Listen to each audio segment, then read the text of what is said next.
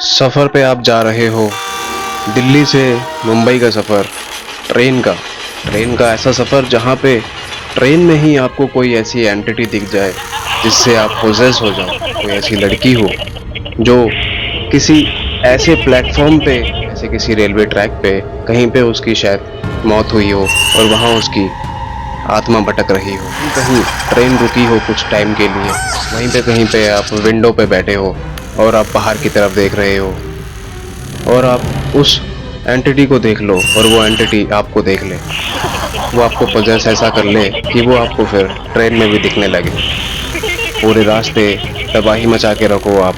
यह हादसा हमसे जिन्होंने शेयर किया है वो हमारे सब्सक्राइबर हैं। इस हादसे पे चलते हैं। सबसे पहले हर हर महादेव, जय श्री राम, जय श्री श्याम। तो कैसे हैं आप सब? इस हादसे पे चलते हैं आगे, उससे पहले एक छोटा सा इंट्रो।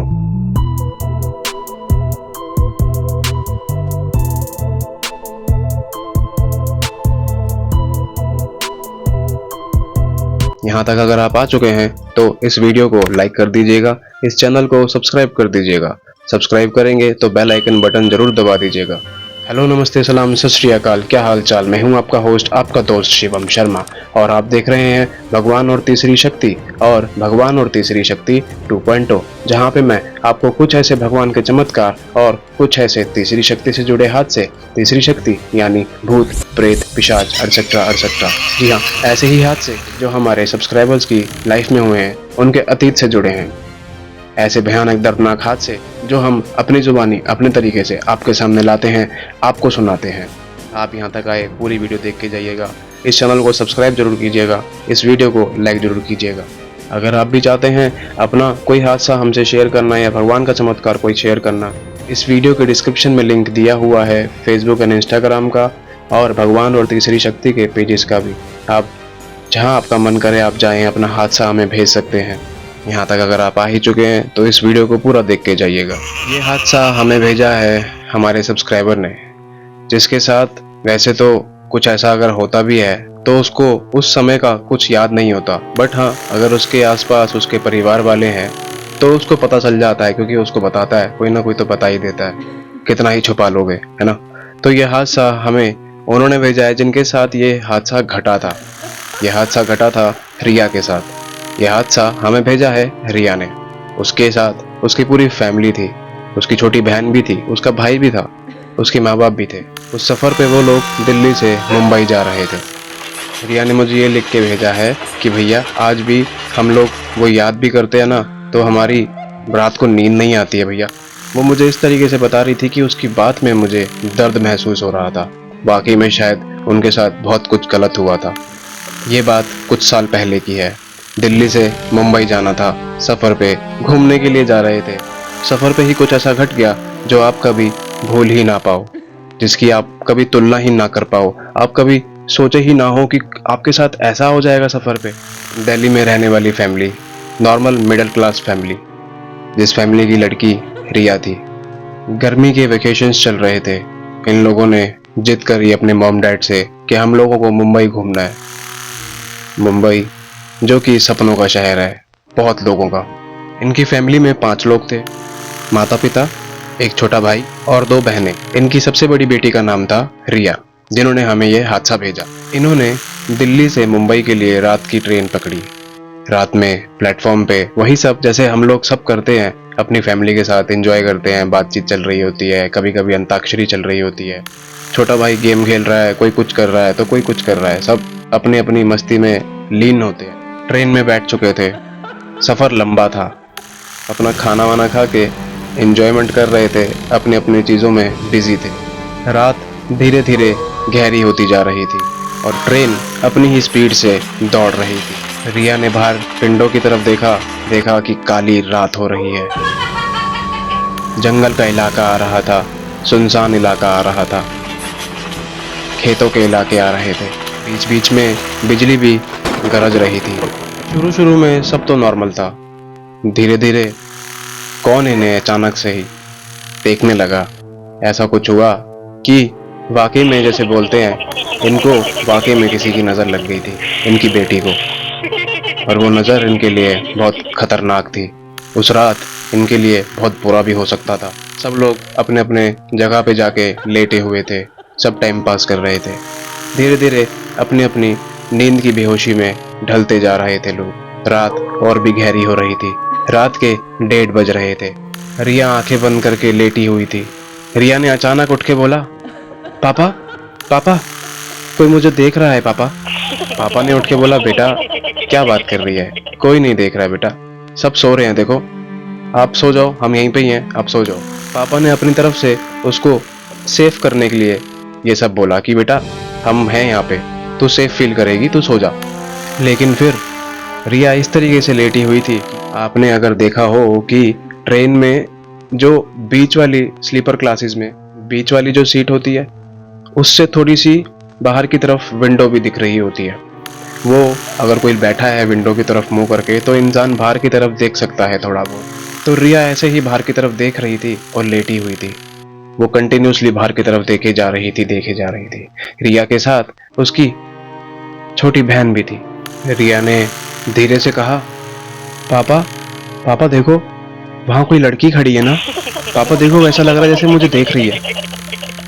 अब यही बात सुन के सब लोग शॉक हो गए कि बेटा तू क्या बात कर रही है। सब एकदम से अपनी सीट से उठे और रिया की तरफ देखा, लाइट जलाई तो बोला, बेटा तू पागल हो गई, क्या हो गया, क्या देख रही है, कुछ तू मूवी देख रही है, हॉरर मूवी देख रही है, क्या हो गया है। तो उसने बोला, नहीं नहीं पापा, वो देखो वहां पे देखो, वो लड़की दिख रही है कोई। रिया को कैसे भी करके सुलाने की कोशिश करी, लेकिन रिया अपने ही एक मंजर में जा चुकी थी, एक अलग ही लेवल पर जा चुकी थी, एक अलग ही वाइब में जी रही थी उस वक्त। जिस वक्त से ही रिया ने उस लड़की को देखा, उसके बाद से ही वो खो चुकी थी कहीं उसकी दुनिया में, उस लड़की की दुनिया में।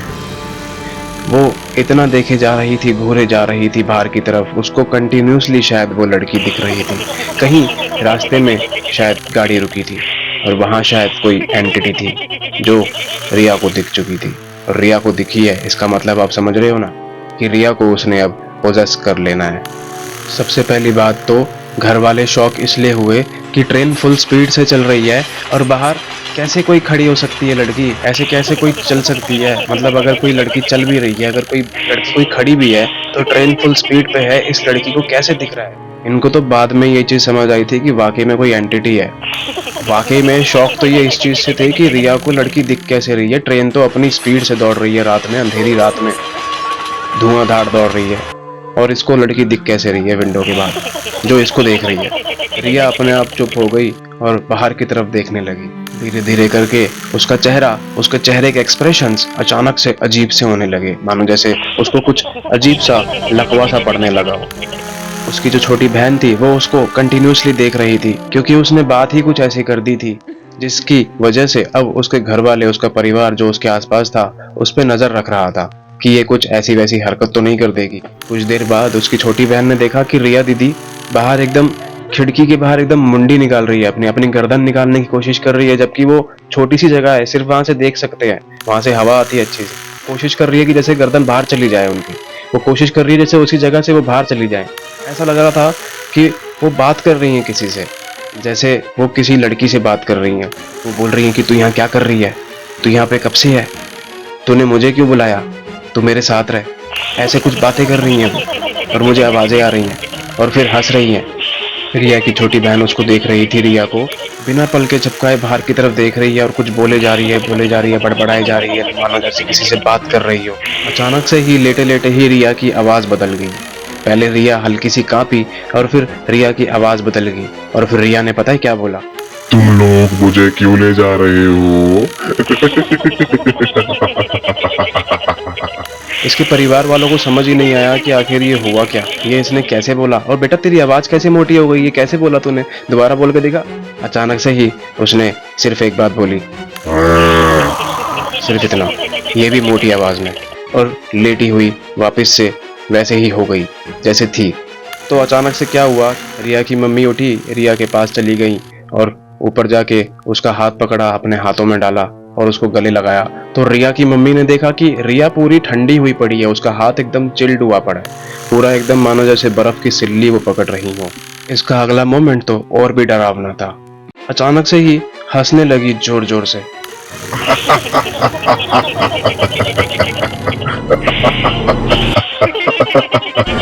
लेकिन वो हंसी रिया की नहीं थी। वो हंसी किसी अजीब सी औरत की, किसी अजीब सी लड़की की आवाज़ थी। थोड़ी सी मोटी, थोड़ी सी पतली, थोड़ी सी आदमी की, थोड़ी सी औरत की। ट्रेन में बाकी लोग भी जो बैठे हुए थे कंपार्टमेंट में, वो रिया को देख के डर चुके थे कि आखिर ये कैसी लड़की है, इसको कुछ हुआ है, इसको किसी का साया लग चुका है। रिया के पापा ने उसको शांत करने की कोशिश करी, लेकिन तभी रिया ने अपनी आंखें ऊपर घुमा ली। एकदम सफ़ेद आंखें हो गई और अजीब सा मुंह बना के, दांत बाहर निकाल के, अजीब तरीके से अपनी मम्मी की तरफ मुंह करके एक बात बोली। मैं उस लड़की को छोड़कर नहीं जाऊंगी, वो यही है, अब ये मेरे साथ रहेगी।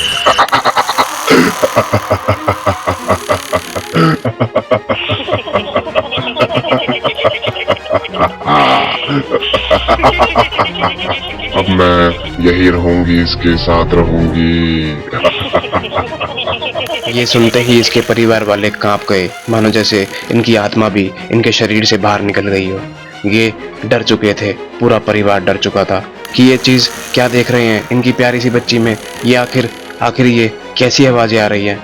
ये पोजेस हो चुकी थी उस वक्त। इसके परिवार वाले भी अब समझ चुके थे कि ये किसी आत्मा के साए में पोजेस हो चुकी है। इनफैक्ट जो सफ़र पे जाने वाले बाकी लोग थे, इनकी परिवार के अलावा जो बाकी लोग वहाँ डर रहे थे, इसको देख रहे थे, ये उनके साथ पता क्या कर रही थी, अचानक से ही अपनी सीट से उतर जाती और किसी और की सीट पे जाके चढ़ जाती। कोई स्ट्रेंजर, कोई और सफ़र पे जाने वाला इंसान किसी और के परिवार पे चढ़ जाती, उनके सीने पे बैठ जाती। फिर इनके परिवार वाले इनको लेके आते तो इनके अचानक से ही वहाँ लड़ाई हो जाती कि अपनी बच्ची को संभालो भाई, अपनी बच्ची को संभालो, इसे कोई साया हो गया है, इसे कोई साया हो गया है, इसको किसी चीज़ का असर हो गया है। अचानक से ही जैसे नींद खुली, किसी ने देखा कि ये उसमें ऊपर जो पंखे लगे होते हैं गोल से, उस पे हाथ और पाँव से दोनों ऐसे घुमा के लटकी हुई है और नीचे की तरफ देख रही है। नीचे, सबसे नीचे इनके पिताजी सो रहे थे। उन्होंने देखा, आंखें खोल के कि लटकी हुई है और शायद वो इन्हीं की तरफ ही देख रही थी।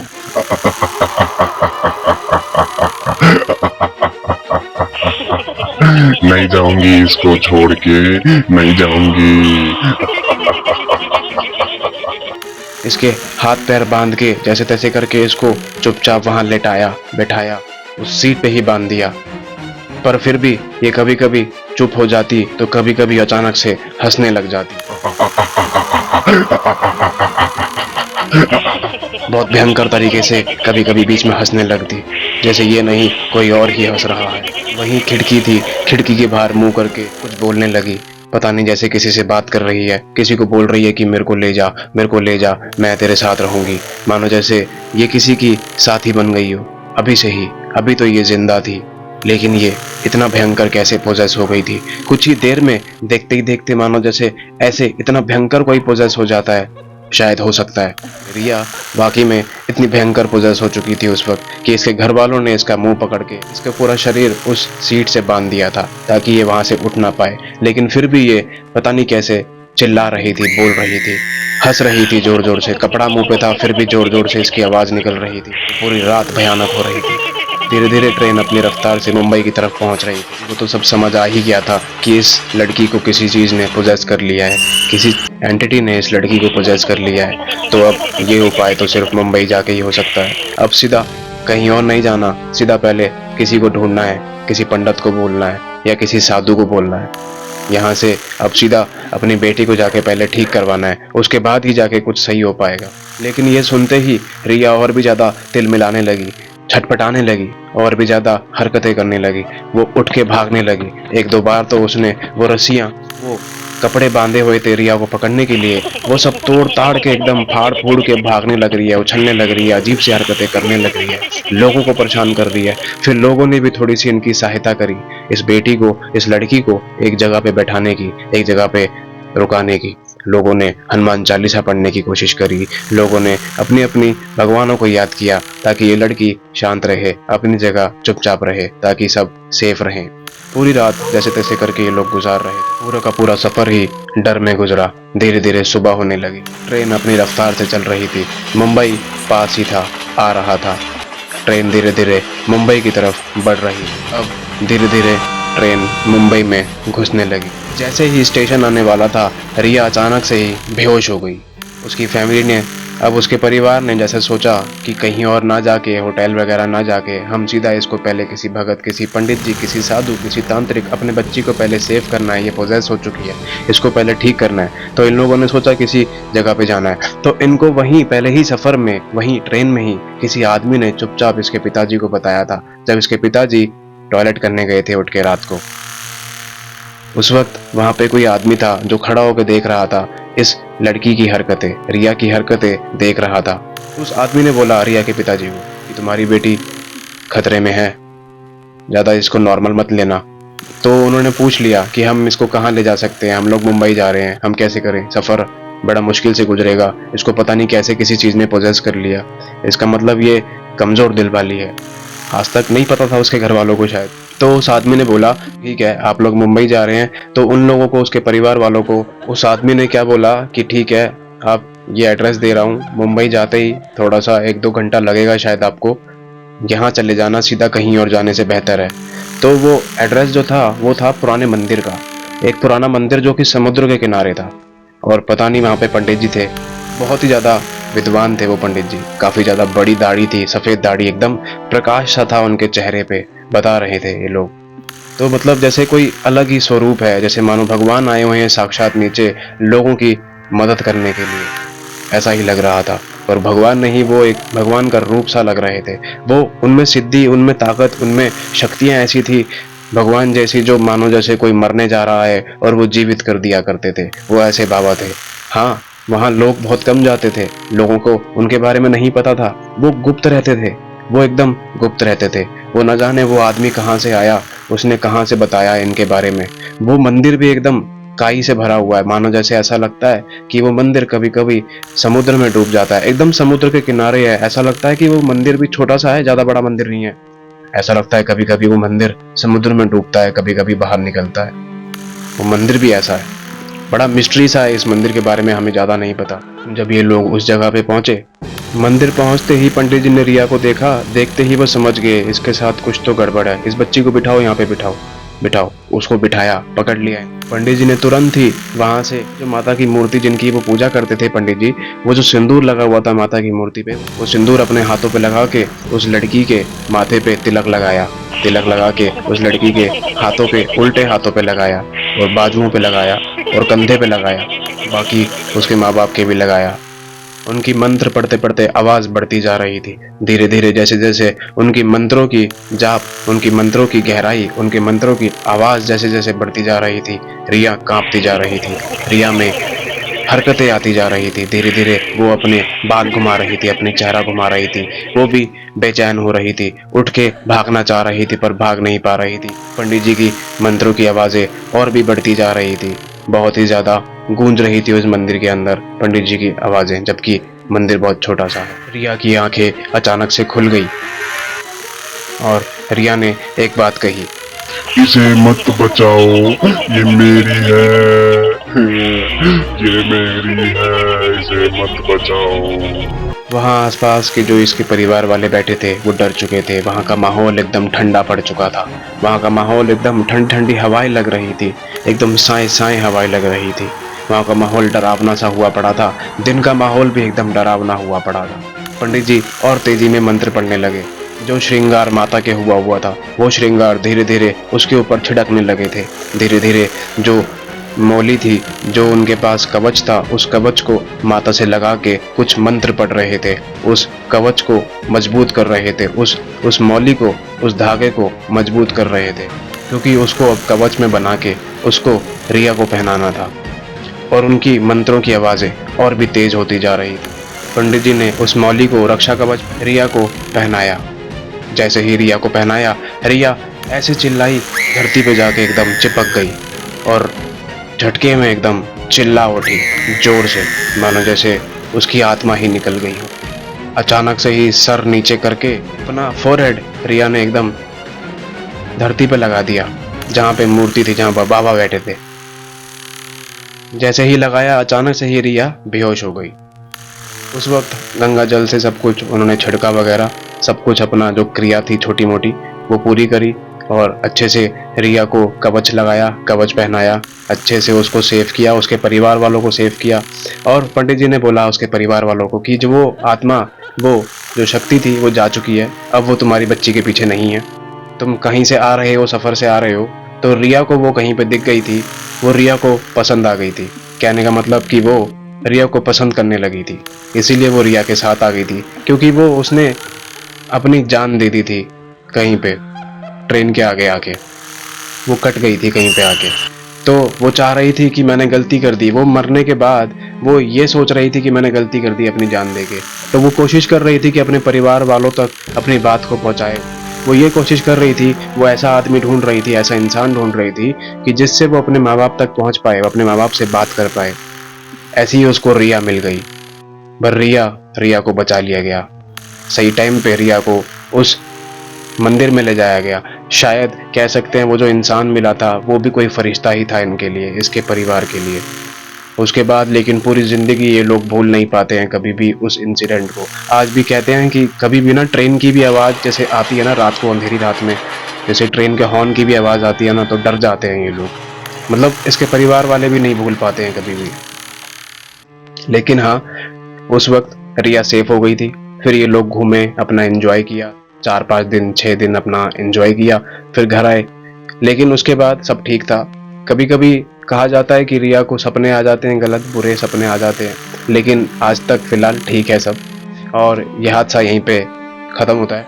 थैंक यू सो मच रिया, आपने हमें यह हादसा भेजा, thank you so much. And आप सब भी, आप अपने हाथ से हमें भेज सकते हैं। वीडियो के डिस्क्रिप्शन में लिंक दिए हुए हैं फेसबुक एंड इंस्टाग्राम का। आपका जहां आपका मन करे आप वहां जाएं, अपने हाथ से आप हमें भेज सकते हैं। स्टे ट्यून रहें, बहुत जल्द बहुत सारे हादसे आने वाले हैं जो कि 100% रियल हैं। तब तक के लिए खुश रहें, स्वस्थ रहें, अपने परिवार के साथ हंसते खेलते रहें। जय श्री राम, जय श्री श्याम, हर हर महादेव।